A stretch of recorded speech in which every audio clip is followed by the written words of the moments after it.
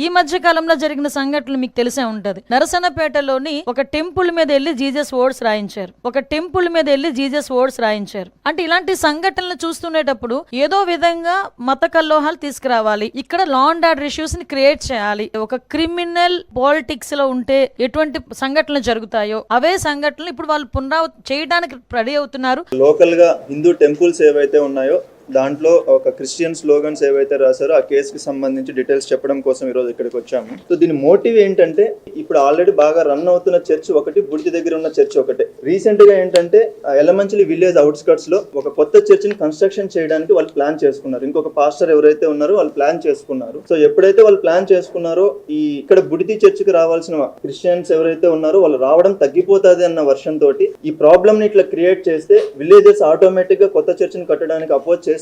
కాబట్టి local pastor ఎవరైతే ఉన్నారో ఆయనను అపోజ్ చేయడం జరుగుతుంది. సో దాని వల్ల అప్పుడు చర్చ్ కన్స్ట్రక్షన్ ఆగిపోతే అప్పుడు ఈ బుడిది పాస్టర్ ఎవరైతే ఉన్నారో ఆయనకు అది అడ్వాంటేజ్ ఉంటుందన్న ఆలోచనతో ఇది చేసినట్లు మనకి క్లియర్ గా ఇది తెలుస్తోంది.